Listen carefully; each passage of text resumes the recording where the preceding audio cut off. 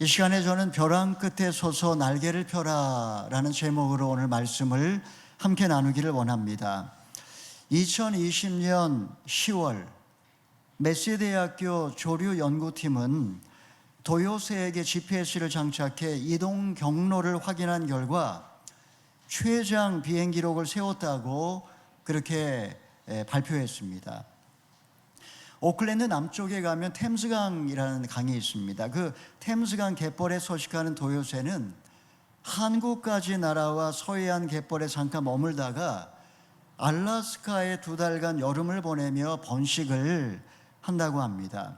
가을이 되면 다시 태평양을 가로질러 12,000km를 날아 9일 만에 알래스카에서 뉴질랜드까지 돌아온다라는 그런 발표를 해서 다들 깜짝 놀랐습니다. 300g밖에 되지 않은 작은 새가 한 번도 쉬지 않고 물 한 번 마시지 않고 강한 바람을 뚫고 태평양을 건너온다는 것이 어떻게 가능할까요? 알래스카에 머무는 동안 조개와 벌레를 잡아먹어서 몸의 3분의 1을 지방으로 채우는데 바로 그 9일 동안 몸 안에 있는 이 지방을 태워서 물을 대신하고 밤에는 반수면 상태로 비행을 계속 한다고 합니다. 망막에 있는 특별한 단백질이 정확한 방향을 가리키는 나침반 역할을 하면서 알래스카에서 뉴질랜드까지 그 작은 새가 날아온다라는 것 정말 놀라운 일입니다. 세상에서 가장 큰 새는 뉴질랜드에 서식했던 모아새입니다. 키가 3.5m이고 무게는 무려 250kg에 달하는 그런 새입니다. 처음부터 날 수 있는 새는 아니었습니다. 뉴질랜드에 300만 마리에서 1200만 마리 정도가 서식했다고 합니다. 아마 아주 옛날 이 동네에도 아마 많이 살았을 겁니다. 아마 우리 교회 마당을 파보면 이 모아새 화석이 나올지도 모릅니다. 천적이 없었던 새, 이 모아새는 800년 전에 쿡 제도에서 마오리족이 건너온 후에 산림 감소와 남획으로 거의 100년 만에 멸종했다고 합니다. 그렇게 많던 모아새가 그렇게 짧은 기간 동안에 멸종한 것에 대하여 학자들은 여전히 수수께끼라고 말합니다. 마오리족이 도착하기 전에 조류 독감이 번져서 15만 마리로 감소했다는 설도 있고, 최근에는 모아새의 그 더딘 성장의 멸종의 원인이었다는 설도 설득력을 얻어가고 있습니다. 일반적으로 새는 한 1년 정도 되면 알을 낳게 됩니다. 근데 이 모아새는 알을 낳기까지 10년이 걸린다고 합니다. 10년 동안 이게 그 새로, 어른 새로 자라기 때문에 알을 낳기 전에 잡아먹혀서 결국은 멸종했다, 이런 설을 요즘에 많이 이야기를 합니다. 며칠 전에 한국에서 초등학교 6학년 학생의 교사에게 욕설을 하고 얼굴을 수십 대 가격을 하고 집어 던지는 이런 사건이 일어났습니다. 누구나 내 자식을 금쪽같이 키우는 게 이 부모의 마음인데, 요즘에는 어머니를 때리고 욕을 하는 이런 아이들이 급격하게 늘어가고 있습니다. 지난주 화요일 서초동의 한 초등학교에서는 신임교사가 학교에서 자살하는 이런 초유의 사태가 일어났습니다. 그동안 4명의 학부모들이 민원을 제기하고 막 괴롭히면서 이 신임교사가 시달림을 당하다가 극단적인 선택을 하고 만 것입니다. 우울증이나 공황장애나 반사회적 인격장애, 이런 거는 사실 스트레스가 많고 분노지수에 취약한 어른들에게 나타나는 그런 정신질환입니다. 근데 요즘 어린이들에게 이런 모습이 자주 보입니다. 어려서부터 여러 가지 환경 호르몬에 노출되어 있고, 그리고 폭력적이고 선정적인 영상에 이렇게 노출되면서 아이들 가운데 어려서부터 과잉행동장애 ADHD가 많이 나타나고, 한국에는 요즘에 초등학교 의대반도 있다고 합니다. 이게 과도한 이 경쟁에 내몰리면서 아이들의 우울증도 점점 증가하고 있는 추세입니다.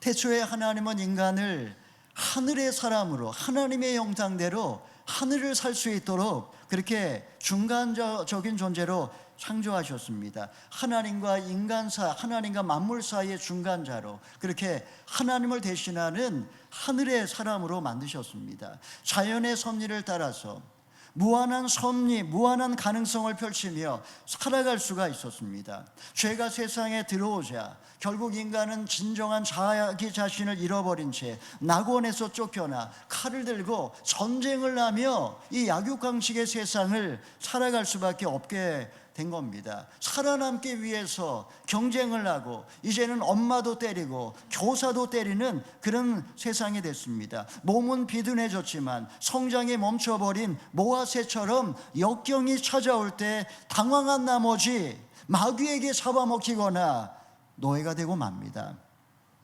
이 시간에 우리는 본문 말씀을 통해서 어떻게 하면 나와 내 자녀들이 이 땅에서 창조 본연의 인생을 살 수 있을까?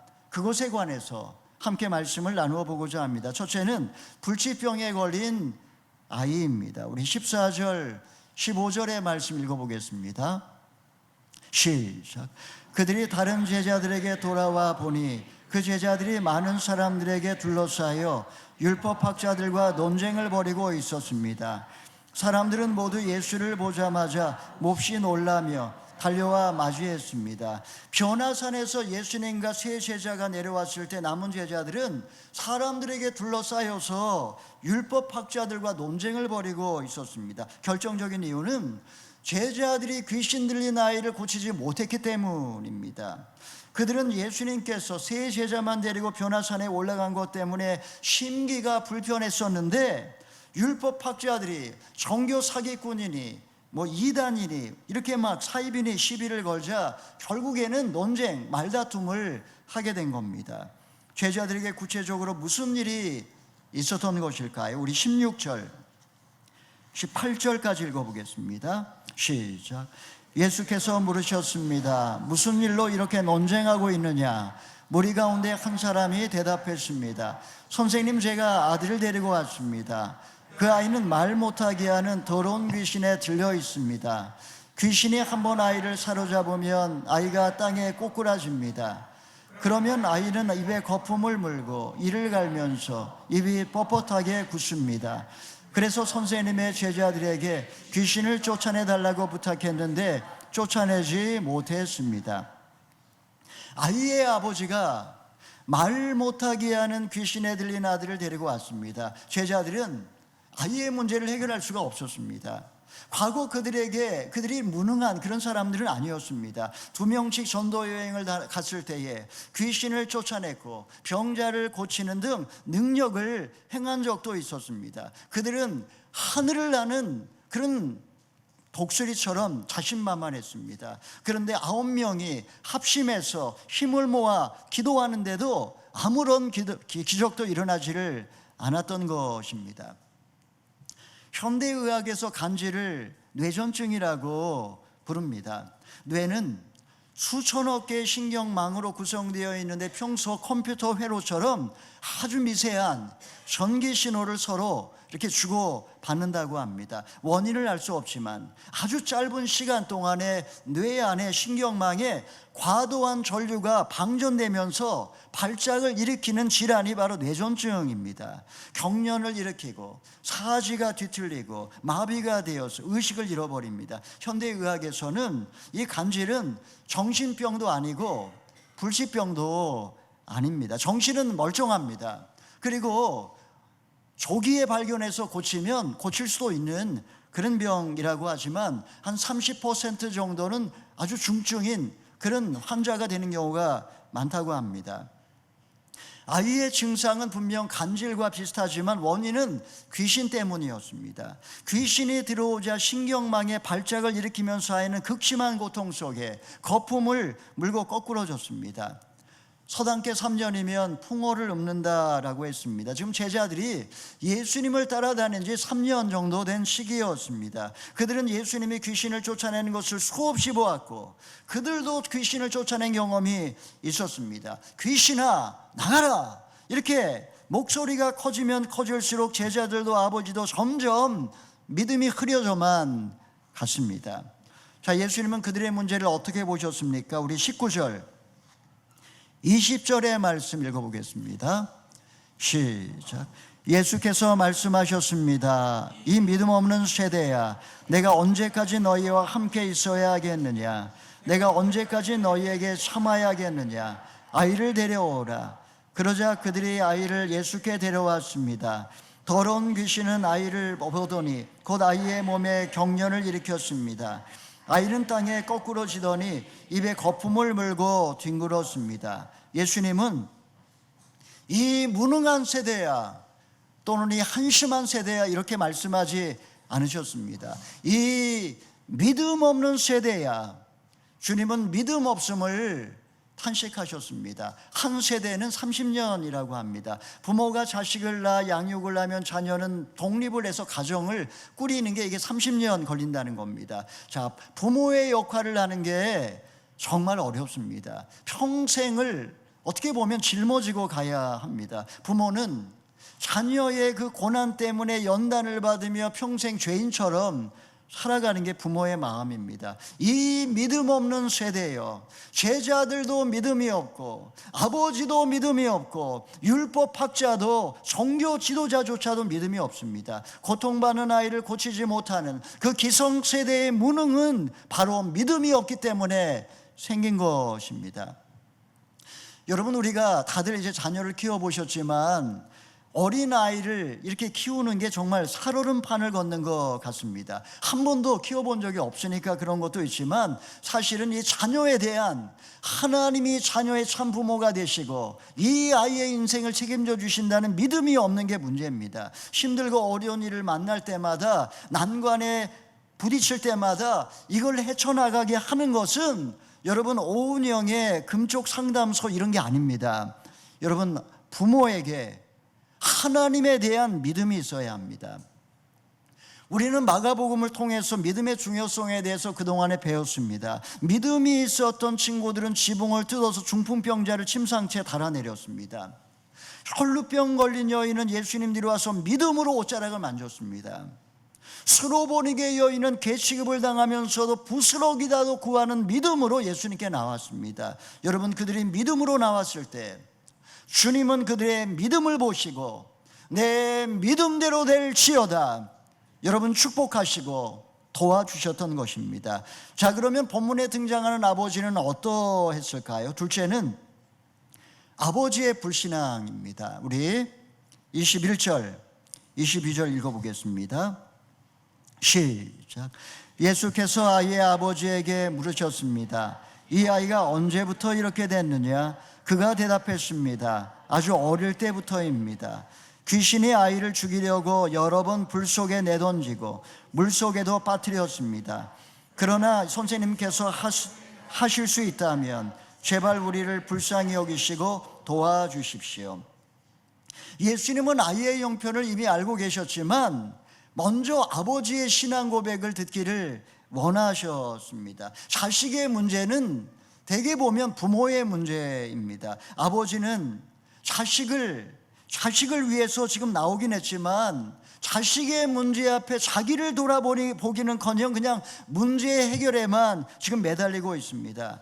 여러분, 아이가 이 정도 심각해졌다면 아버지가 엉망진창으로 살았을 겁니다. 집안에 귀신이 날뛰고 다녔습니다. 그때마다 아이는 발작을 일으켜 불 속에도 뛰어들고 물 속에도 빠졌습니다. 아버지는 지금 예수님께 나오긴 했지만 예수님을 향하여 선생님이라고, 랍비라고 부르고 있습니다. 그는 소문을 듣고 기적을 바랬지만 사실 그 안에 믿음은 별로 없었습니다. 일말의 기대를 갖고 왔지만 무능한 제자들 때문에 있던 기대감도 사라졌습니다. 아이가 예수님 앞에 나와 발작을 일으키며 죽어가자 두려움으로 가득해졌습니다. 할 수 있다면 제발 고쳐주십시오. 이 말은 할 수 있다면 좋지만 할 수 없다면 어쩔 수 없다는 그런 체념이 담겨 있는 말입니다. 제가 초등학교 때 저희 반에 간질 환자가 있었습니다. 친구 중에 막 간질 발작을 일으키는 친구가 있었습니다. 쓰러지면 거품에 기도가 막히지 않도록 고개를 좀 돌려줘야 되고 옆에 놓여있는 위험한 물건을 다 치워줘야 됩니다. 막 부딪히고 하면은 크게 다칠 수 있기 때문입니다. 발작이 끝난 뒤에 죽은 자처럼 누워있다가 조금 지나면 또 멀쩡하게 일어났습니다. 이런 아이들이 치료를 조기에 받으면 괜찮지만 제대로 받지 못하고 성장하면 사회생활하면서도 이렇게 막 이런 일들이 벌어지니까 삶을 비관해서 자살하는 이런 사람들이 있기도 합니다. 여러분, 자녀를 키우다 보면 나의 죄를 기억나게 하는 그런 자녀가 꼭 있습니다. 불치병에 걸렸다면 부모의 마음은 새카맣게 타들어갑니다. 나의 죄를 보고 예수님 앞에 나와 믿음으로 고백하면 좋으련만 여러분, 인간이 그렇게 하지를 못합니다. 그냥 그저 문제 해결에만 매달리다가 내 뜻대로 되지 않으면 믿음에서 점점 멀어지고 맙니다. 할 수 있다면 도와주시고 하나님도 못하시면 어쩔 수 없다고 그렇게 체념하며 포기해버리고 마는 것입니다. 자, 그러면 지금 이 아이를 고치지 못하는 근본적인 이유가 무엇일까요? 우리 24절의 말씀 읽어보겠습니다. 시작.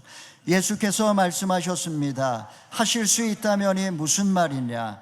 믿는 사람에게는 모든 일이 가능하다. 그러자 곧 아이의 아버지가 소리쳤습니다.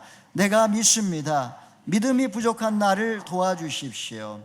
아버지가 볼 때는 지금 귀신이 문제였습니다. 제자들이 호통을 쳐도 꼼짝하지 않는데 아버지가 뭘 할 수가 있겠습니까?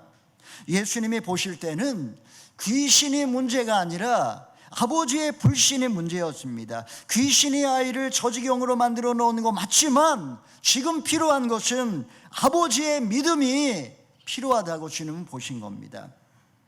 주님이 뭐라고 말씀하셨습니까?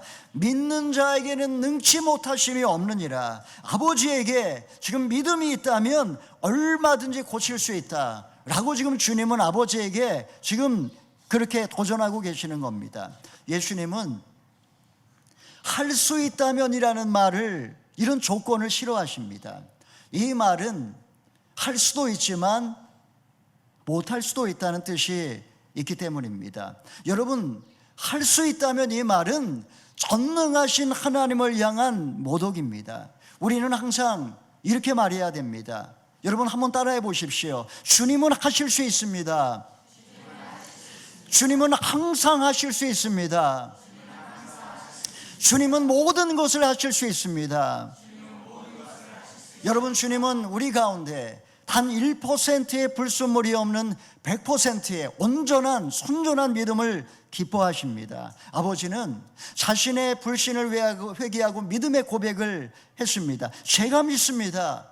하지만 속을 들여다보니 믿음이 전혀 없었습니다. 정말 믿고 싶지만 믿음이 생기지 않자 절망하지 않을 수가 없었습니다. 불신은 타락한 인간의 본성입니다. 믿음조차도 내 의지대로 되는 게 아닙니다. 비로소 아버지는 예수님의 긍휼을 구하며 소리치며 구합니다. 나의 믿음 없음을 도와주시옵소서. 예수님은 너희에게 겨자씨 하나할 만한 믿음이 있어도 이 산더러 바다에 던지우려 하여도 이루어질 것을 이루어질 수 있다라고 이렇게 말씀하셨습니다. 여러분, 산을 들어 바다에 던지면 무슨 일이 벌어질까요? 600년 전에 화산이 폭발하면서 랑기토토 섬이 올라왔습니다. 여러분, 기도하면 정말 바다에서 이런 랑기토토 섬 같은 그런 산이 올라올까요? 여러분, 우리는 태산은커녕 감기도 못 고칩니다. 예수님이 가르쳐 주신 이 기도, 성경에서 지금 말하는 이 기도는 우리의 믿음의 차원과 다른 놀라운 하늘의 믿음, 100% 순전한 믿음을 지금 우리에게 가르쳐주고 계시는 것이고, 이런 100%의 순전한 믿음이 있다면 우리의 삶에도 얼마든지 기적이 가능하다고 이렇게 우리에게도 지금 도전하고 계시는 겁니다. 물의 비등점은 100도씨입니다. 기온보다 물이 높으면, 그 기온이 높으면 수증기가 올라오지만 이게 끓는 것은 아닙니다. 증기압이 외부 압력과 같아지는 시점에 물은 비로소 끓기 시작하는데 그게 100도입니다. 하물며 물이 10도밖에 안 되는데 물이 끓기를 기대하면 되겠습니까? 우리는 어려운 일이 생길 때마다, 어려운 문제가 생길 때마다 죽겠다고 난리를 피웁니다. 할 수 있다, 하면 된다, 그렇게 막 외치지만 성적 그 안에 내면은 믿음은 10%밖에 없으니까 마귀가 그런 걸 보고 기가 막혀 우술질입니다. 여러분, 우리에게 모두 다 믿음이 다 있습니다. 우리에게 지금 있는 믿음은 몇 %의 믿음입니까? 여러분, 그걸로 세상과 싸워서 우리가 이길 수 있을까요? 여러분, 불치병이 낫고 우리의 자녀들이 회복되고 문제가 해결될 수가 있겠습니까? 우리가 드려야 될 기도는 한 가지밖에 없습니다. 세상을 변화시키고 땅끝까지 나아가 전도하겠다 이런 소리하기 전에 먼저 주님, 나의 믿음 없음을 도와주시옵소서, 이렇게 기도하시기를 바랍니다. 주님이 불쌍히 여기셔서 성령을 통해서 우리에게 믿음을 덧입혀 주시면 하늘과 땅의 모든 권세를 가지신 주님께서 우리의 삶에도 여러분 기적을 일으키실 줄 믿으시면 아멘 하시기 바랍니다.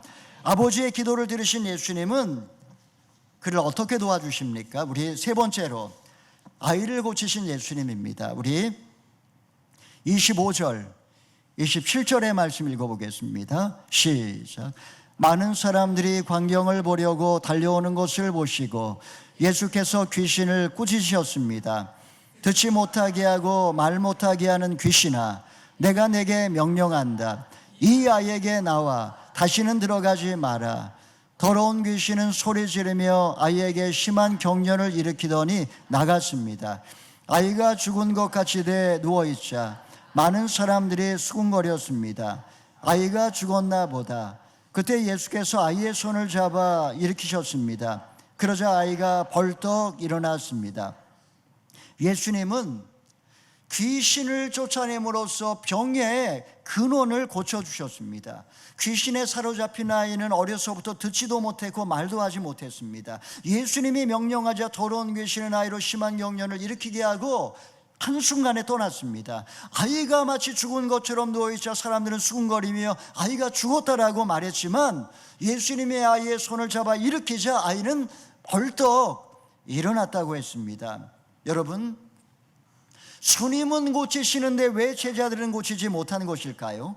물론 예수님은 하나님의 아들이십니다. 세상 만물을 창조하시고 통치하시는 주님 앞에 귀신이 순종하지 않을 수 있겠습니까? 예수님은 제자들도 마찬가지로 귀신을 쫓아내기를 원하셨습니다. 주님은 제자들에게 이미 귀신을 제어할 권세를 이미 주셨습니다. 그들은 예수님을 100% 의지하지 않고 예수 그리스도의 이름을 의지하지 않고 자신의 경험과 자기의 지식 의지하다가 결국은 실패하고 만 것입니다.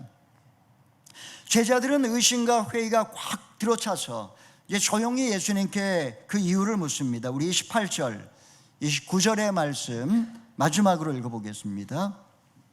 시작. 예수께서 집 안으로 들어가신 후에 제자들이 따로 물었습니다. 어째서 저희는 귀신을 쫓아내지 못했습니까? 예수께서 대답하셨습니다.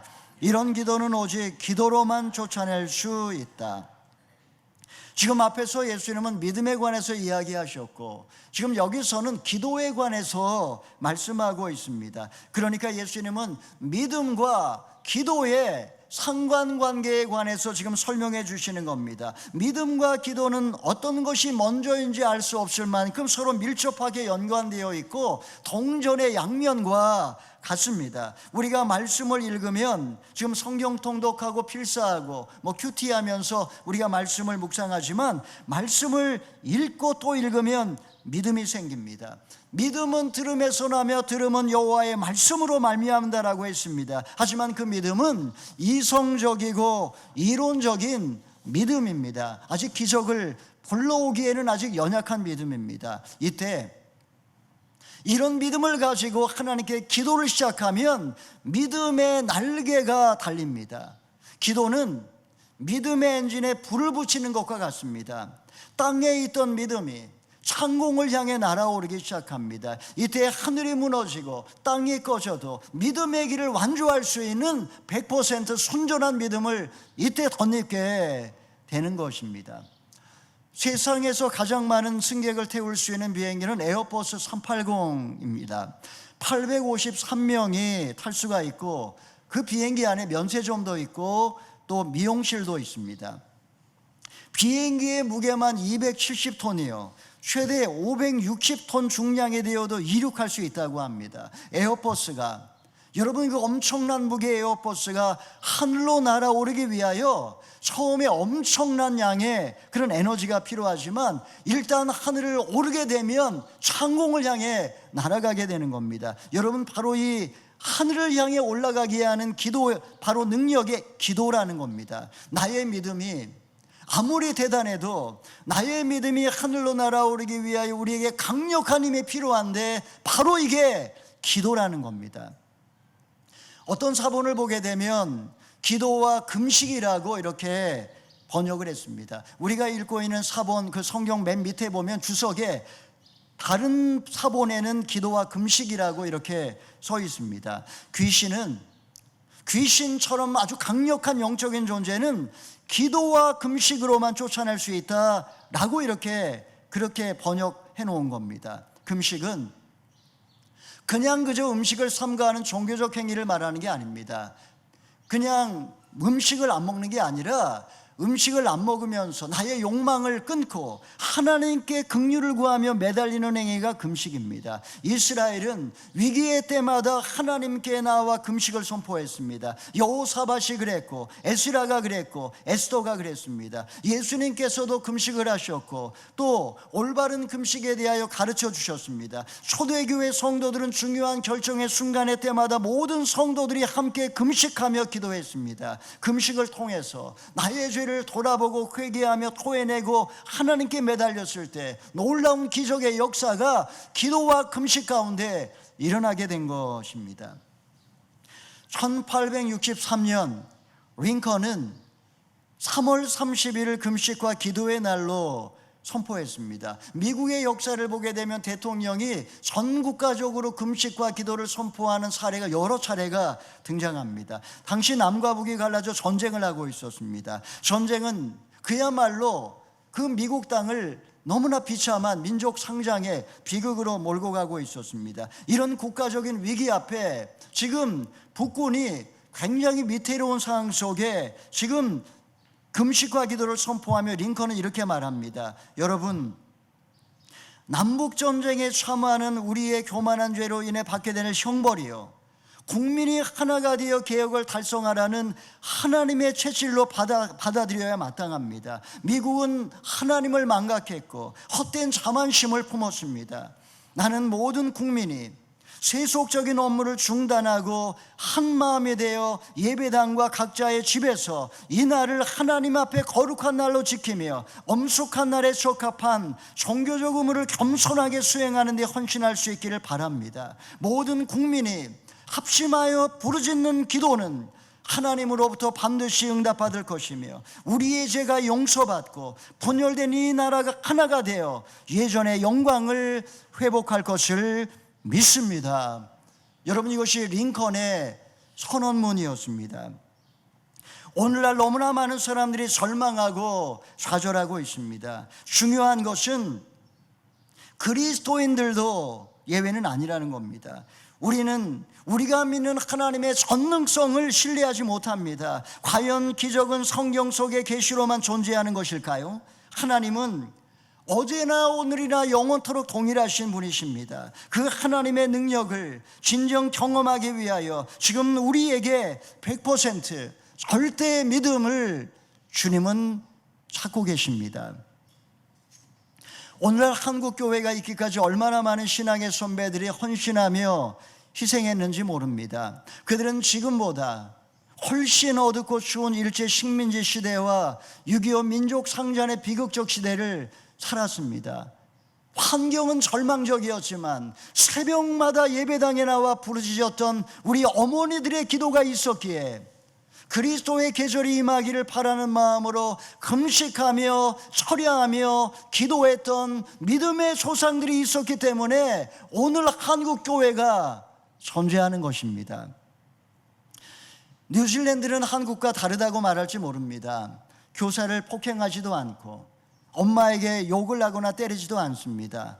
서로 경쟁하지도 않으니까 스트레스도 없고 대학 가는 거 그렇게 어렵지도 않고 우리의 자녀들에게는 최적의 환경이라고 그렇게 말할지도 모릅니다. 여러분, 이런 뉴질랜드에 살면서 부모들이 기도하지 않고 영적으로 무장 해제된 상태로 살고 있으니까 지금 우리의 자녀들이 세상 속에 나아가서 치열하게 지금 영적 전쟁에 지금 휘말리고 있습니다. 여러분, 동성애와 마약과 낙태와 안락사와 인본주의와 물질주의와 세속주의와 육신주의의 지뢰가 사방에 깔려 있고, 그리고 청소년 자살률은 뉴질랜드가 세계 최고 수준입니다. 여러분, 몸은 비둔하고 성장은 멈춰버린 모아새는 우리의 모습일지 모릅니다. 하늘을 향해 날지도 모르고 역경을 견뎌낼 힘도 없습니다. 경건의 모양은 있지만 경건의 능력을 상실하였으니 쓸데없는 논쟁만 하고 있습니다. 자식 고난 앞에 나의 죄를 보지 못하고 불신의 늪에 점점 빠져들어갑니다. 삶의 고통을 직면하는 게 두려워서 각종 중독에 빠져서 살아가는 사람이 너무나 많습니다. 사랑하는 성도 여러분, 나는 하나님을 믿는다고 입술로는 말하고 있지만 과연 나의 믿음이 참 믿음임을 여러분 삶으로 증명할 수 있습니까? 이해할 수 없고 해석할 수 없는 고난을 만날 때 하나님을 힘있게 의지하기 위하여 금식하며 기도한 적은 언제였습니까? 몸은 예배당에 와 있지만 자식 고난의 의미를 해석하지 못하니 논쟁만 하는 제자들처럼 무능한 그리스도인으로 살고 있지는 않느냐 하는 말입니다. 사랑하는 성도 여러분, 태평양을 건너는 도요새는 하나님의 섭리에 자신을 맡기고 무한한 가능성을 펼치며 창공을 날아갑니다. 만물의 영장인 인간이 하나님을 믿는다고 고백하면서도 자기 한계에 갇혀서 체념하고 포기하며 불신에 빠져 살아간다면 하나님께서 얼마나 안타까워하시겠습니까? 할 수 있거든이 무슨 말이냐? 믿는 자에게 능치 못하심이 없느니라. 기도와 금식 말고는 이런 것들이 나갈 수 없느니라. 주님이 우리에게 말씀하십니다. 우리 모두가 벼랑 끝에서 믿음으로 서서 기도의 날개짓을 시작하실 수 있기를 바랍니다. 불가능에 도전하여서 성령의 바람을 타고 하늘로 높이 날아오르실 수 있기를 바랍니다. 그리하여 마침내 우리의 삶에도 기적을 체험하고 승리하시는 저와 여러분 다 되기를 주님의 이름으로 축원합니다. 아멘.